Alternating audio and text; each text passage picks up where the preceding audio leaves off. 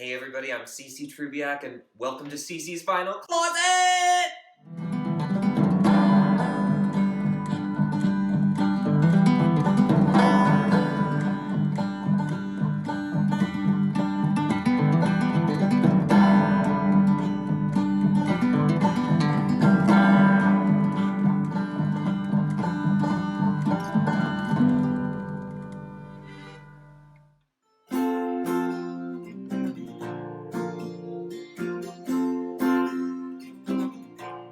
If not for you, babe, I couldn't even find the door. I couldn't even see the floor. I'd be sad and blue if not for you.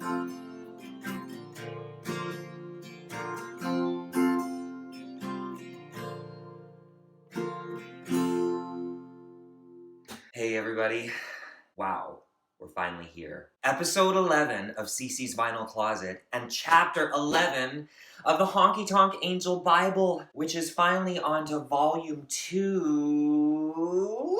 And it all starts right now with the beginning career of Olivia Newton-John. And today we're focusing on the first 7 albums released by my all-time favorite artist, Olivia Newton-John, who happens to also be someone who pioneered country pop music without even knowing it. Can you believe that? And I should really take a quick moment to say that I truly have been a lifelong fan of Olivia Newton-John. Her music has been consistently in my life since I was a kid, and I suppose that's what makes her one of my all-time favorites. And because of that, as you can see, I've collected a lot of stuff over the years. I mean, this isn't even the half of it. Got some great memories with these things. Plus, I've also was lucky enough to see her live twice in my life. Once back in Casino Rama. I'll never forget it. It was a really cool experience.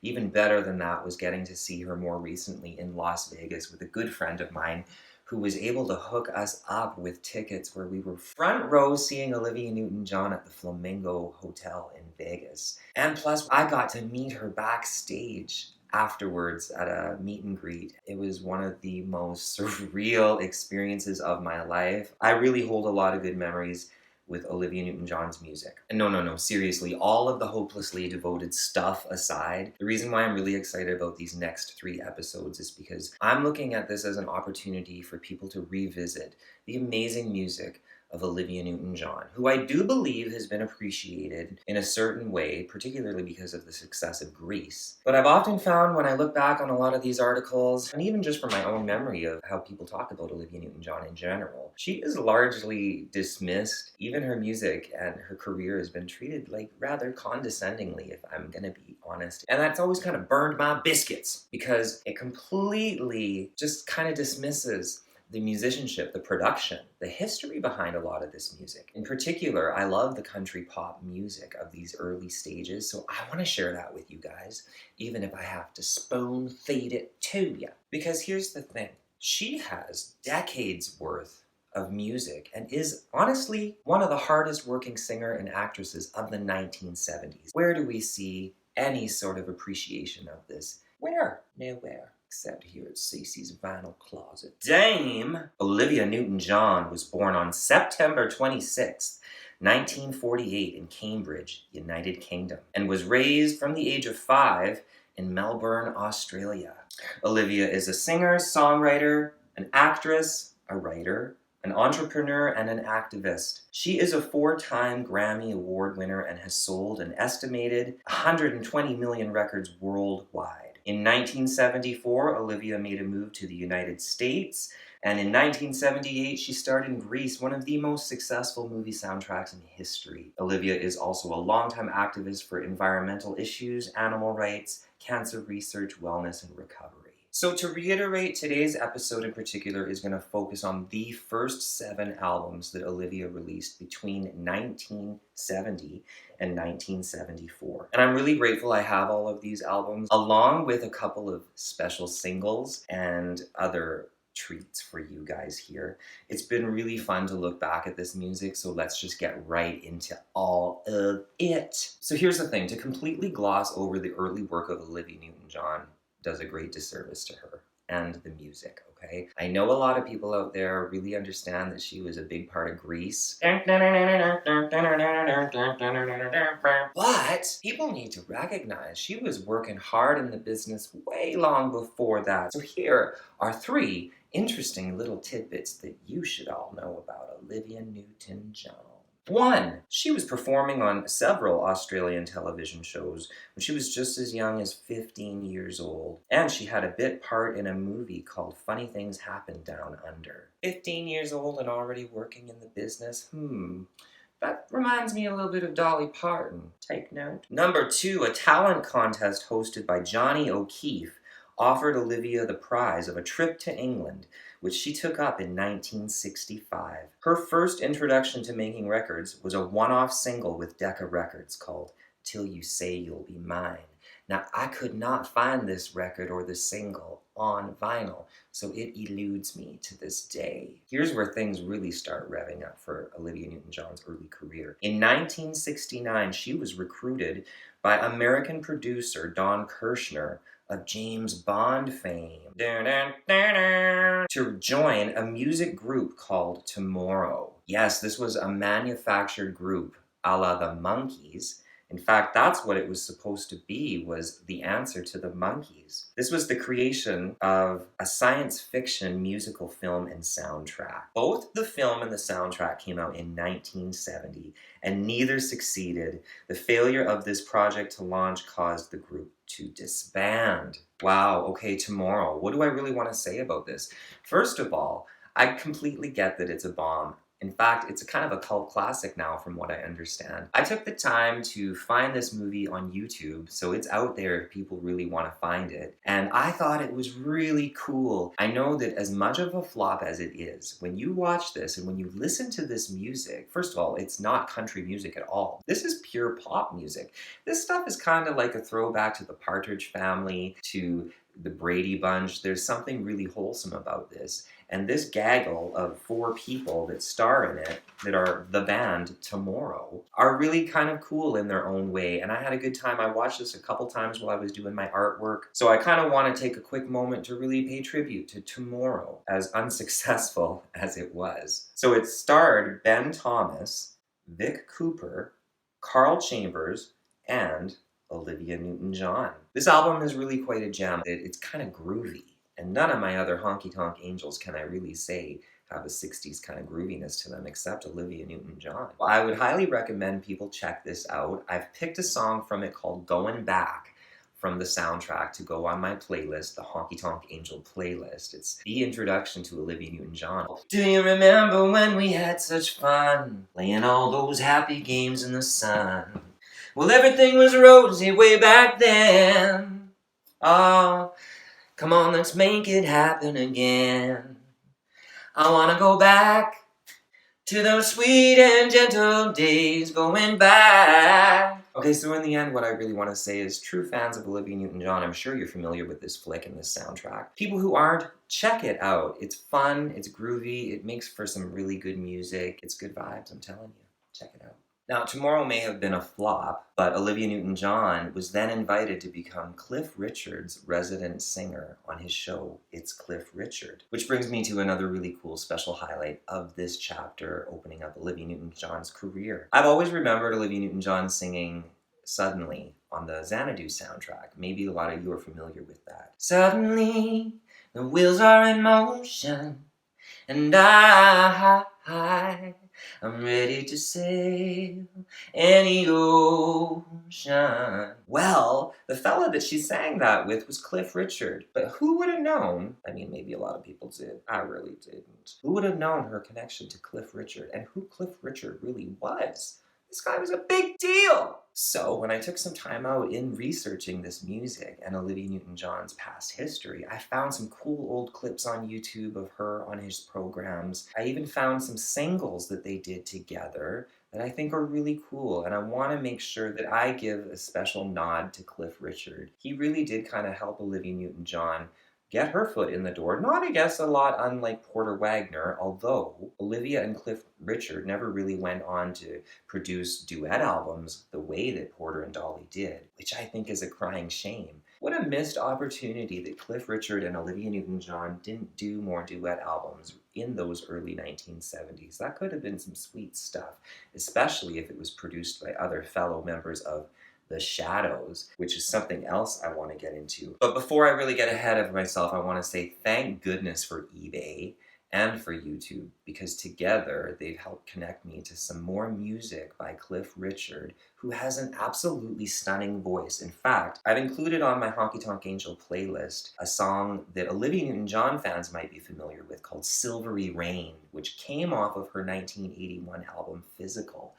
But in my research, I found that on Cliff Richard's Cliff Richard Live with Olivia Newton-John album from 1972, he did this song, and the arrangement of it is really different from the 1981 version, and you can hear Olivia Newton-John singing harmonies on it, and it's a real special treat. First of all, it shows completely how great of a vocalist Cliff Richard was. I mean, listening to what he did on this song. And even cooler yet, Cliff Richard had a backing group called the Shadows. I learned, again, by going back, I wanna go back. When I went back and checked out who the Shadows were, I realized what an incredible band they were from England. An instrumental band that backed up Cliff Richard but had some success in their own right.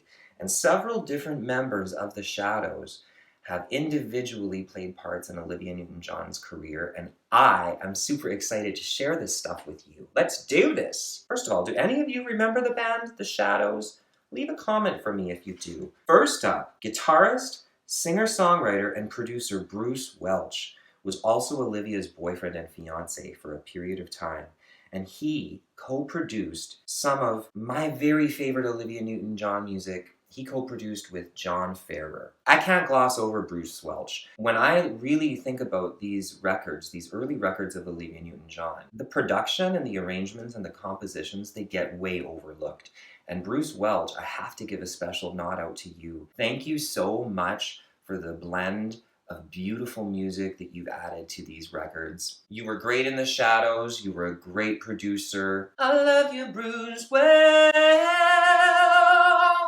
I really like the stuff that you did on her records. I'm also making note that for anyone familiar with the album that Olivia finally got to record in Nashville, called Don't Stop Believin', she did a song on it called Hey Mr. Dream Maker, Send Me a Dream. He wrote that song. So special nod to you, Bruce Welch. But I gotta keep things moving along here, okay? So next up, multi-instrumentalist, vocalist, and songwriter Hank Marvin of The Shadows co-wrote several familiar Olivia songs that I really love on these early albums. And again, for anyone familiar with Silvery Rain. Fly away, Peter, psh, fly away, Paul. Before there's nothing left. He wrote Silvery Rain. He also co-wrote the song Sam. Sam, Sam, you know where I am. Oh my God, Hank Marvin, thank you so much for what you've offered to Olivia Newton-John's recording career. I love you, boo. Next up, I have to give a special shout out to The Shadows' John Rostill. John Rostill wrote 3 of Olivia Newton-John's first really big initial country songs. In fact, they're probably her most country-sounding songs. For anyone, are you familiar with Let Me Be There in Your Morning, Let Me Be There in Your Night? What about If You Love Me, Let Me Know, If You Don't, Then Let Me Go? Or one of my favorite ones of all, Please, Mister, Please, Don't Play B-17. It was our song, it was his song, but it's over. John Rosto was born in 1942, and he passed away at the age of 31 in 1973. I've always found it really fascinating. I found this John Rostill guy, first of all, such a cutie, and when you check out some of his YouTube videos with The Shadows, you see this beautiful young man who's so talented on guitar. And for years, I've actually really thought about him a lot because those songs, those 3 songs alone, were really, really influential songs in the history of country pop music. And it's really sad that unfortunately this guy never got to hear or see the success. I do believe he passed away from suicide or drug overdose or something like that, something really tragic. So for me, that leaves a bit of a bittersweetness, but it does make these songs all the more special and worth my sharing this history with you guys. We have to honor this fella for songs that even did make their way into Nashville. I mean, Loretta Lynn and Tanya Tucker both recorded these songs on albums of theirs. They were kind of like jukebox ready songs, catchy. John Rostill, I got your back forevermore. Boo. And the final member of the Shadows that I can't not mention is Mr. John Ferrer. John Ferrer is a music producer, songwriter, arranger, singer, and guitarist, and he was Olivia Newton-John's primary and long-standing producer, much the way Owen Bradley did for Loretta Lynn, much the way Billy Sherrill did for Tammy Wynette, and even the way Bob Ferguson did for Dolly Parton. John Ferrer is definitely united with Olivia Newton-John's music, and I have to give a special shout out to him because yes, he was a part of the Shadows. But John Ferrer, you one damn talented producer, writer, songwriter, singer. I see you all over Olivia Newton-John's music. Since I was a kid, I'm familiar with your name being on the liner notes. And I think you're one incredible guy, and you moved all the way to United States with your wife Pat Ferrer, who is Olivia Newton-John's bestie, and you helped her launch a formidable career. You are a part of that, man. You wrote some of Olivia Newton-John's biggest hits, as we might note from this picture I'm popping up. And I gotta say, I love a lot of the music. You wrote the stuff in Grease. You wrote the stuff in Xanadu. You are an incredible songwriter and producer, and I love you, John Ferrer. One of my favorite songs, it's just such a random song that John Ferrer wrote, is a song called Music Makes My Day. Music makes my day. It warms an empty place when you're away. Music makes my day. Oh my god, it's a really beautiful song. I could play a part of that song for you right here on my record player, but rather than that, I'm gonna share with you the song from my gospel playlist, Music Makes My Day, by Olivia Newton-John, written by John Ferrer, produced by Bruce Welch and John Ferrer, in Abbey Road Studios, nonetheless, in England. This is incredible music, and you need to check it out. Of course, I cannot do episode 11 of Olivia Newton-John without making special reference to Mike Sammies. I hope I said his name right. The English musician, vocal session arranger, who I've learned performed on pop music recorded in the UK from 1955 all the way to the 1970s. More specifically, Mike Sammies is the guy that provided the very distinctive and memorable basso background vocals on Olivia Newton-John's earliest country pop music. Let me see if I can show you myself.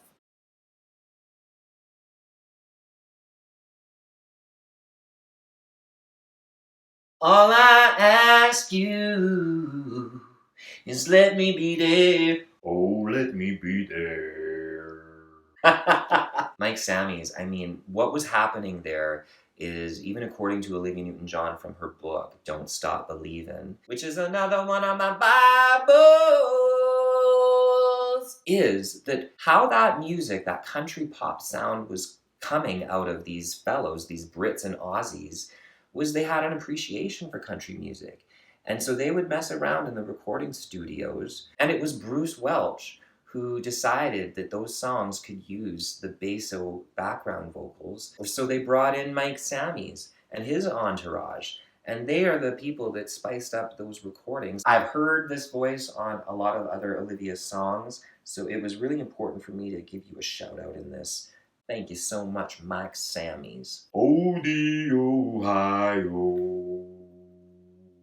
Okay, so that kind of sums up Olivia Newton-John's really early recordings and associations with members of Cliff Richard and the Shadows. I gotta also really mention that Olivia represented the UK in 1974's Eurovision contest. The funny thing about this is that the songs that she sang, Long, Long Live Love, and her blue dress, she didn't really like either. According to Olivia Newton-John herself in her book, and she's gone on record to kind of say it, she had no choice over the selection of the music or the dress that she wore. But Olivia was also up against some pretty strong talent. In fact, she won 4th place that year in 1974. Good going, girl. But number 1 was ABBA. Waterloo. I was defeated, you long. So Olivia Newton-John also became friends with members of ABBA, that phenomenal group. They would eventually perform on one of her TV specials in America years later. So I kind of like the story of Eurovision as part of Olivia Newton-John's history. So I've got to give a special shout out to that there. Okay, so anyone out there who truly might be scratching their heads at the association of Olivia Newton-John with country music, let me just clear up any confusion by recalling back to the year 1974. When a 26-year-old Olivia Newton-John scored the first of 2 number-1 albums on the Billboard 200 with the album If You Love Me, Let Me Know, and the album Let Me Be There from 1973. So these albums in particular were actually recorded in England at Abbey Road Studios, but they made their way onto the charts in the United States of America, where they say dreams come true. And with the success of these albums and these singles from these 2 albums alone, Olivia Newton-John decided to pack it up and move to the United States at the advice actually of Helen Reddy, another famous Australian singer who made it quite successful in the United States in the 70s. She advised Olivia Newton-John, hey, if your music's making it big here, you better get over here and work over here and make good on it. That is what prompted Olivia Newton-John to move all the way to the United States. It was to pursue her dreams even more and build upon her music and her career, which I think is a really bold and courageous thing to do. And the big controversy of 1974 is because Olivia Newton-John had all the success on the country charts, and it was irking a lot of the Puritans and the traditionalists who were making music in Nashville. They felt incredibly threatened that these songs that were becoming popular, created by British people with Australian background, making coin and making money and taking some of those awards. I won't say anything more about it, but she, in 1974, edged out Dolly Parton, Loretta Lynn, Tanya Tucker, and she won the Female Vocalist of the Year. Praise the Queen of 1974, Olivia. Okay, so I've always been proud of Olivia Newton-John for having that success, but it's always kind of made me sad that she was sort of ridiculed and made a scapegoat around that same time just because the Puritans and traditionalists felt threatened, and that music itself, the industry, the sound of country music was going through change. Things were broadening. I think people were trying to make fans with both country and pop audiences. You know, that's the business. And Olivia Newton-John topped the business then.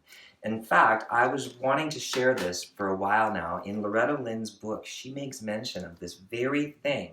The reason why I'm going to bring it up again is because I mentioned it in her chapter when Patsy Cline had her back when she first entered the scene, and she had to deal with the gossip and the negativity and the detractors, how Patsy Cline came and stood up for her. Well, here's a story where Miss Loretta Lynn stands up for, Olivia Newton-John in 1974. Just listen to this. You're going to love it. I also love this because I get to kind of talk in my Loretta Lynn voice.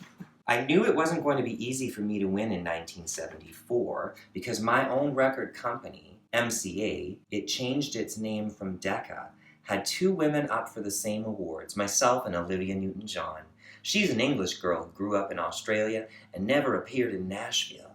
But she had 3 hit records in 1974, and a lot of people were saying she was going to win something. Some of my fans were upset because they said she wasn't country, but her records had kind of a country sound to them, and they also sold big on the pop charts. I know MCA was glad to have her. It's like a restaurant. Some people like steak. Some people like lobster, so you sell both. And if you got something new on the menu, you advertise it a little extra. That didn't bother me any, but a couple of female singers were sitting around in the dressing room on the night of the awards griping because Olivia Newton-John didn't even come to America for the awards. Yeah, that's because she was on tour. She was touring, she was hustling. She had more important things to do than collect shiny awards. Sorry, according to Loretta. She was on tour in Spain somewhere. Well, all I could remember was me winning the Top Female Singers Award in England 4 years in a row, and how nice people were to me there. So I told the girls to cut it out. I hate to hear all the jealousy coming out. Anyway, Olivia Newton-John did win the Top Female Vocalist Award. I don't think the applause was very big. And some of the Nashville people were still grumbling backstage. Later, they even organized something called the Association of Country Entertainers to make sure country musicians get their fair share of awards. I stayed neutral. I don't want to get involved in politics and jealousy. Besides, I never heard people complaining when Lynn Anderson's record Rose Garden crossed over to the popular music sales, or when Tammy Wynette crossed over with Stand By Your Man, or when Johnny Cash had a big record with A Boy Named Sue. Isn't that interesting? See, it's like a double standard. They were from Nashville, it was all right to win pop awards. But because Olivia Newton-John wasn't from Nashville, they didn't like her winning some of our awards. Well, I know a lot of country fans, some of them my fans, have bought Olivia Newton-John's records, so she must have something going for her. Yeah, Loretta, she does. She did and she does. I've got no complaints. Look, she walked off with the Grammy Award for 1974 pop music. When you're hot, you're hot. Finally, she said, I can remember Patsy Cline and Kitty Wells standing up for me when I came along. So Olivia Newton-John, when you come to Nashville, you give me a call, and I'll help you any way I can. There's room for all of us, honey. Praise the queens, being nice and friendly to each other and loving each other and accepting each other's diversity, building each other up, not tearing each other down. Maybe that's part of why I love Olivia Newton-John so much. I've often felt like an outsider in my life. Where do I belong? I love country so much, but I'm not country.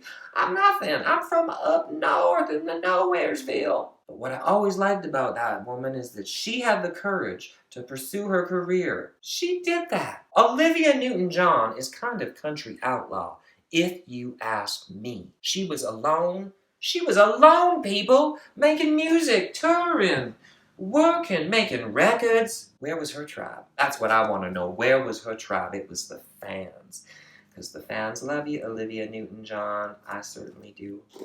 So that kind of tops off where Chapter 11, Episode 11 goes. My God, I had fun. I've had a great time, and I thank you guys so much. Stay tuned for the next episode where I dive even deeper into the recording career. Continuing with the country pop stuff, but then we get more into the pop rock stuff. It's going to be really fun. If you've liked what you've seen, if you've enjoyed what you've heard, press like, press subscribe. Make sure you share this. Take care of yourselves, guys. I love you. I honestly love you. Bye.